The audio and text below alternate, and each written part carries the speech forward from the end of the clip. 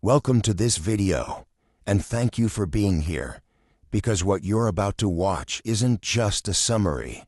It's a shift, a turning point, a wake-up call. Today we're diving into a book that has changed millions of lives. A book that reveals why some people succeed and others struggle. Why we stay stuck in the same patterns for years, and how you can change your life by changing one powerful thing: your habits. The book is The Power of Habit by Charles Duhigg, and this might be the most important video you'll watch this year. Why this book matters so much. Every single day you wake up and do hundreds of things. Some good, some bad, some you're proud of, some you regret. But here's the truth. Most of the things you do, from brushing your teeth, checking your phone, getting angry, procrastinating, eating junk food, giving up on your goals, they're not choices, they're habits, automatic, unconscious, repeated over and over. And the scariest part, most people never stop to ask, why do I do what I do? This book answers that question clearly, powerfully, and scientifically. It doesn't just talk about motivation. It explains the invisible loop that runs your entire life. And once you understand it, you gain control. You can stop wasting time. You can stop sabotaging yourself. You can stop making promises you don't keep. You can build new habits, real discipline, long-term success. That's why this summary isn't just information. It's transformation. In this video you'll learn the science behind habits and how they control you without you knowing. How to break bad habits and build new ones. The secret used by athletes, CEOs, addicts, students, writers, and even companies like Starbucks and Apple. Why willpower isn't enough, and what actually works instead. And most importantly, how to become someone who doesn't just change temporarily, but transforms permanently. If you're learning English, this video is perfect for you, because you won't just improve your mindset. You'll also improve your listening skills, your vocabulary, and your sentence understanding. All in one experience. This is how real learning happens. By listening to powerful content that speaks to your heart in clear, emotional English that stays in your memory forever. So listen closely, take notes, let the words sink in, and let's begin the journey. Lesson 1. The habit loop. Cue, routine, reward. This is the foundation of everything. If you understand this, you understand your entire behavior. Charles Duhigg explains that every habit, whether good or bad, follows a pattern. It's called the habit loop, and it has 3 parts. 1. Cue, the trigger. Something that reminds your brain to start the habit. 2nd, routine, the behavior, what you actually do. 3rd, reward, the result, what your brain gets and why it wants to repeat it. Let's break it down with a simple example. Imagine you always eat chocolate at 4 p.m. The cue might be the time, 4 p.m. Or maybe it's boredom or stress. The routine is walking to the fridge, opening it, and grabbing chocolate. The reward is the taste, the feeling of relief, the moment of pleasure. Now here's the problem. Your brain starts to expect that reward. So tomorrow at 4 p.m., your brain whispers, "Where's my chocolate?" And you repeat it again and again, until it's no longer a choice, it's a habit. This applies to everything. Checking your phone, skipping the gym, smoking, gossiping, even your morning routine. It's not about willpower, it's about loops. Once you understand the loop, you can change the routine and keep the cue and reward the same. So instead of eating chocolate when you're stressed, you go for a walk, or drink water, or meditate. Same cue, New routine. Better reward. That's how you break the loop. By replacing the middle. Lesson 2. Craving is the real power behind your habit. This is where it goes deeper. Most people think habits are just about doing something again and again. But what actually keeps the habit alive is the craving. Craving is what makes your brain feel excited before the habit even starts. It's what makes your body feel anxious until you do it. Let's go back to the chocolate example. You're not addicted to the chocolate itself. You're addicted to the feeling you crave before you eat it. That moment of peace, that taste, that escape. Companies know this. Think about toothpaste. Did you know toothpaste never needed foam or mint? But companies added it, so your brain would crave that fresh, tingly feeling. Now you don't feel clean unless it's minty. That's craving. Or look at social media. The cue, your phone buzzes. The routine, you open the app. The reward, a like, a message, a notification. But what keeps you coming back? Craving the attention, craving the dopamine, craving the connection. Here's the truth. You can't control what you crave unless you bring awareness to it. The moment you feel that pull, pause. Ask, what am I actually craving? Is it food or comfort?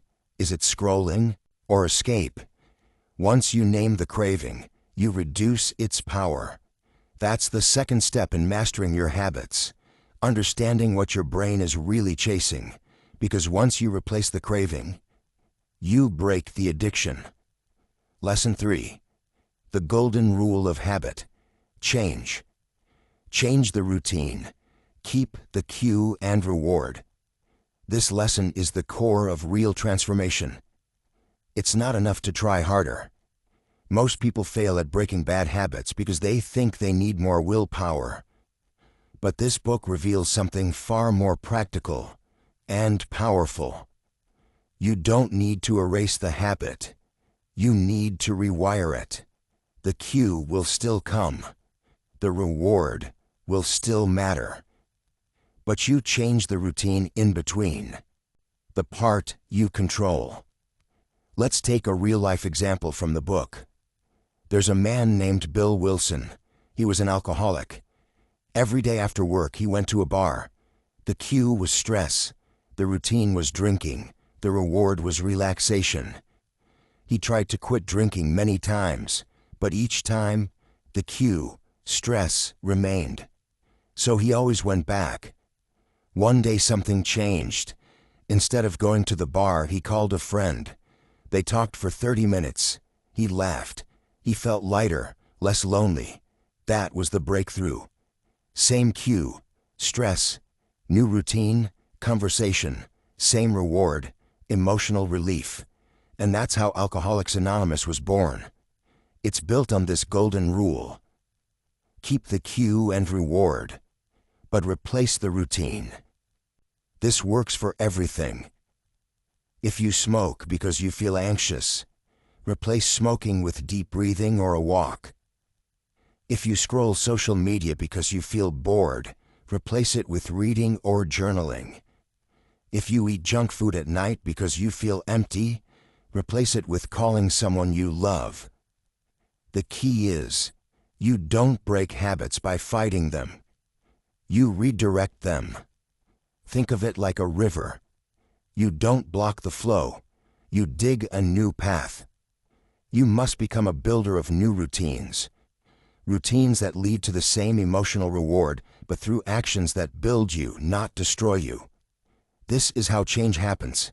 Not overnight, but over and over, by replacing one damaging routine with a powerful one. Lesson 4. Keystone habits. The habits that change everything. This might be the most powerful idea in the entire book. Not all habits are equal. Some habits are so important, so foundational, that changing just one of them starts a ripple effect across your whole life. These are called keystone habits. Charles Duhigg explains that keystone habits are habits that spark other positive behaviors automatically. They act like dominoes. One falls, and many others follow. Let's take an example. Story. Lisa, the woman who transformed everything. In the book, we meet a woman named Lisa. She was overweight, depressed, smoked a pack a day, constantly broke, constantly quitting jobs. Her life was a mess. Then, one day, after a painful breakup, she made one decision. She would stop smoking. That's it.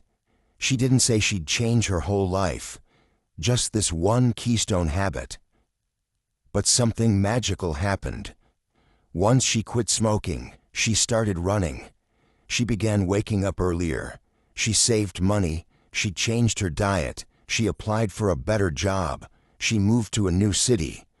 Within a year, her entire identity had changed. All because she focused on one keystone habit. Why? Because keystone habits affect your self-image. When you keep one promise to yourself, your brain says, "I'm the kind of person who keeps promises." That belief spills into everything you do. Let's look at more examples. Exercise is a keystone habit. People who exercise regularly tend to eat healthier, sleep better, procrastinate less, and even spend less impulsively. Making your bed is a keystone habit. It sounds silly, but it creates a feeling of order. It sets the tone for discipline. Studies show people who make their bed are more productive and feel more in control. Writing a gratitude journal is a keystone habit. It leads to better mood, less anxiety, improved relationships, because your brain gets trained to focus on what's working. The power of keystone habits is this. They don't just change what you do. They change who you believe you are. That's why this lesson is life-changing. You don't need to change 100 things today. You need to identify just one keystone habit and give it everything. Choose a habit that you can do daily, feels meaningful, builds your identity, then do it again and again, and watch your life shift, quietly, powerfully, and permanently. Lesson 5. Willpower is a muscle. The more you use it, the stronger it gets.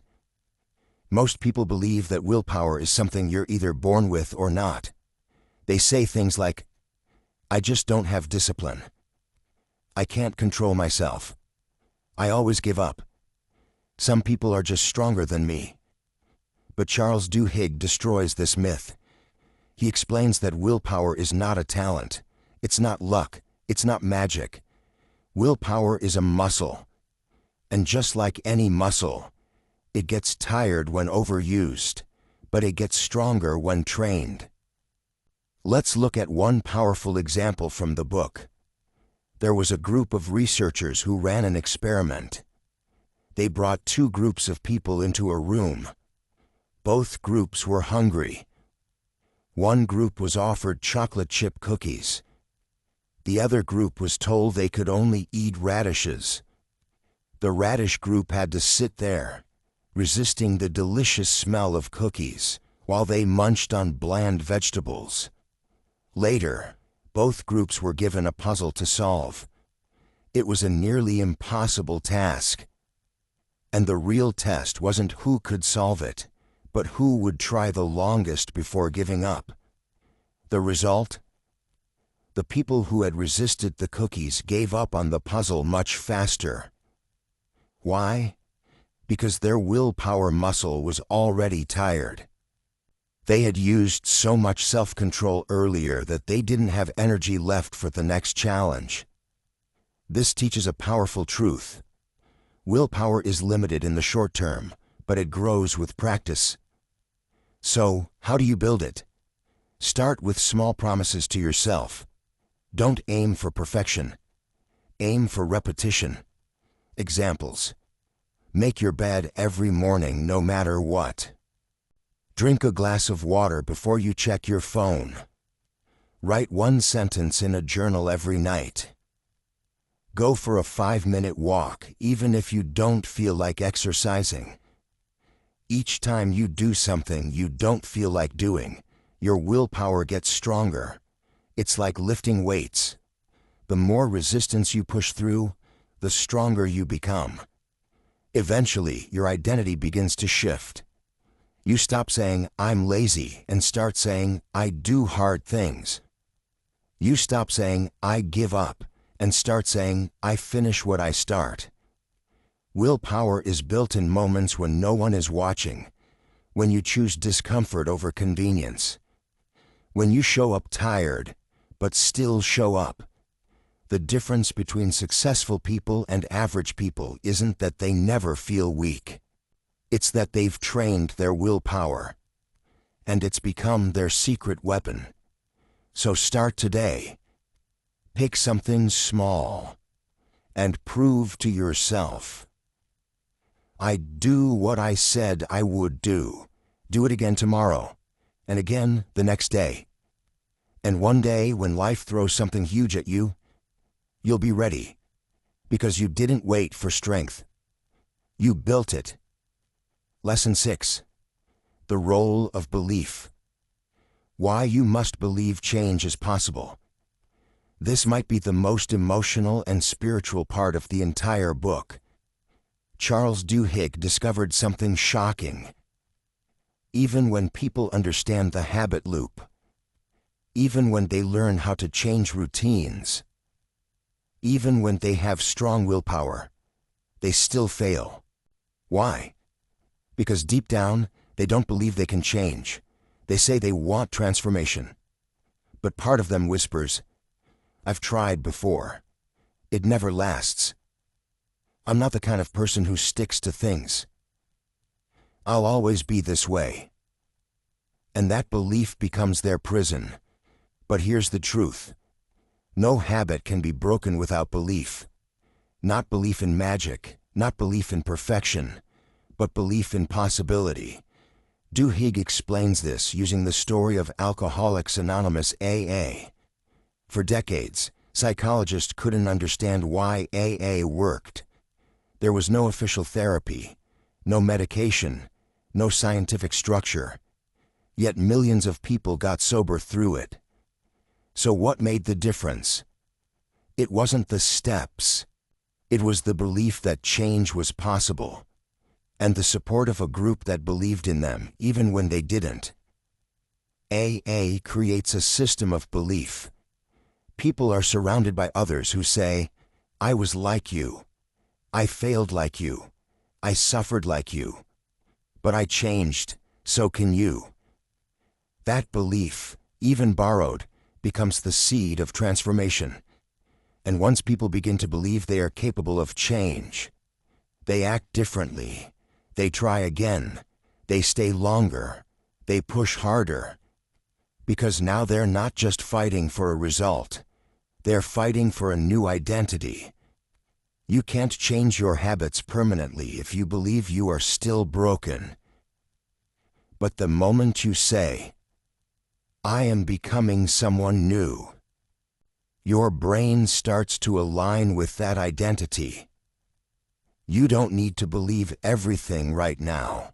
You just need to believe one thing. Change is possible. And if that feels hard, borrow someone else's belief until it becomes yours. Look at the people who've changed. Read their stories. Surround yourself with voices that remind you who you can become. And speak this into yourself. I am not my past. I am not stuck. I am not finished. I am becoming. I am not weak. I'm training. I am not a failure. I am rebuilding. When belief enters your mind, your habits begin to shift. When belief lives in your heart, your life begins to follow. That's the invisible force behind every transformation. And that's why Lesson 6 is not just about habits. It's about hope. Lesson 7. Your environment shapes your habits more than your willpower. This lesson is one of the most eye-opening in the entire book. And it breaks a myth that destroys millions of dreams. You don't rise to the level of your goals. You fall to the level of your surroundings.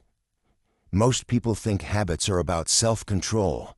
They believe they fail because they're weak or lazy or undisciplined. But Charles Duhigg shows us something different. Your environment, the people, places, sounds, triggers, and systems around you, often have more control over your behavior than your actual intention. Let me give you an example that explains everything. The story of the hospital soap. In a hospital, many doctors were not washing their hands, even though they knew how dangerous it was. They were told again and again. Posters were put up, lectures were given. But still, many skipped it, and patients were dying from infections. Then, someone made one tiny change. They moved the soap dispensers closer to the entrance of every room. They also placed hand sanitizer right near the beds, within reach. What happened? Hand washing rates skyrocketed. Infections dropped dramatically. No lecture, no new rules, no punishment, just a change in environment. The habit didn't require willpower anymore. It became automatic, because it was easy. This is how habits work. If your phone is next to your bed, you'll scroll before sleep. If junk food is in your kitchen, you'll eat it eventually. If you surround yourself with people who complain, you'll start speaking like them. But if you place your journal next to your pillow, you'll write. If your running shoes are by the door, you'll walk. If your water bottle is on your desk, you'll drink more. You don't have to fight yourself. You just have to design your space. Ask yourself, what's the first thing I see when I wake up? Is my phone pulling me into distraction? Is my home helping me become the person I want to be? Are my friends holding me back or lifting me up? You don't just build habits. You build the space where your habits are born. And here's the secret. The more friction there is, the harder it is to act. The less friction, the more automatic your habit becomes. So reduce the friction for good habits. Increase the friction for bad ones. Don't just change your mind, change your environment, and your life will follow. Lesson 8. Small wins lead to big victories. This lesson is the beating heart of sustainable transformation. It teaches us the greatest secret behind all massive change. And it's not what you think. You don't need big motivation. You need small wins. Charles Duhigg explains that people don't fail because their dreams are too big. They fail because they ignore the small victories that build momentum, belief, and identity. Let's explore this through one of the most powerful real-life stories in the book. When Paul O'Neill became the CEO of Alcoa, one of the largest aluminum companies in America, everyone expected him to focus on profits, market share, innovation, but he shocked the world. In his first public speech as CEO, he said this: "We're going to focus on one thing: safety. I want to make Alcoa the safest company in the world." Investors were confused. Reporters were stunned. People whispered, "He's crazy." But O'Neill knew something they didn't. He understood small wins. Focusing on safety meant better communication between workers and leaders, faster reporting systems, more discipline and structure, higher morale, fewer injuries, less downtime. Within a few years, Alcoa became more profitable than ever.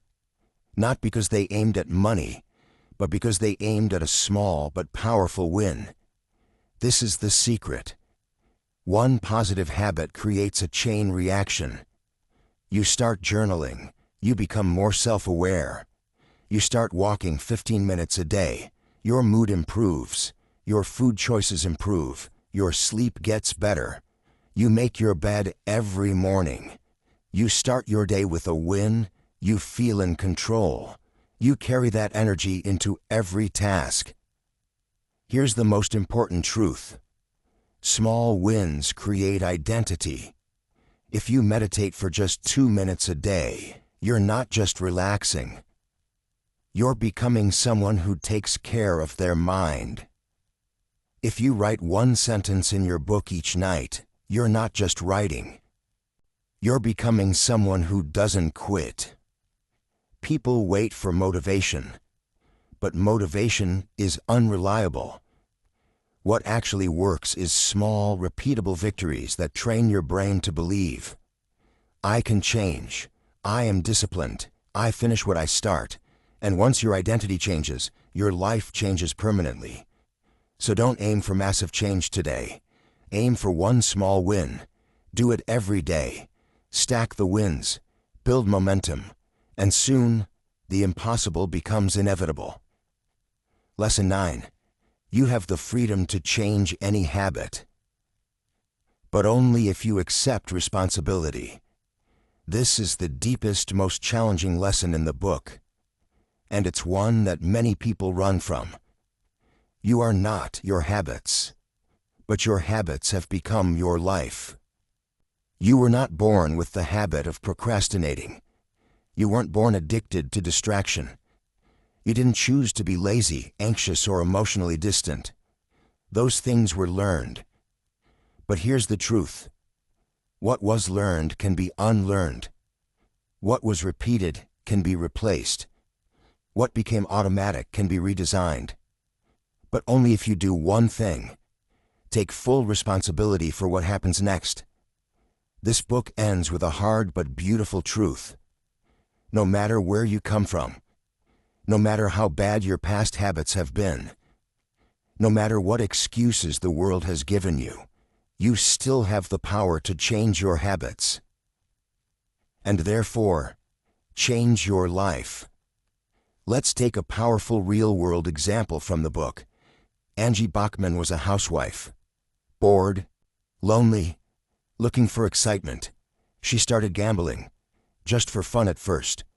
But soon, it became her escape, her obsession, her identity. Over the years, she lost millions of dollars. Her family was destroyed, her reputation ruined. She blamed the casino, the stress, the boredom, the lies she told herself. And yes, the system played a role. Casinos knew how to manipulate her habits. They knew her schedule, her weaknesses. They gave her perks. They made it easy for her to fall. But here's what the book teaches us. The system might have been unfair, but the decision to keep playing, that was hers. Even when she saw herself losing. Even when the guilt was overwhelming. Even when she knew she had a problem. She kept going. Because she never stopped and said, I'm responsible for this loop. And I can change it. This is what separates those who transform and those who stay stuck. The people who change their habits don't wait for the world to be fair. They don't blame their phone, their job, their parents, their past, their partner. They look in the mirror and say, this is my life, and I am in control now. You have to choose that. No one will do it for you.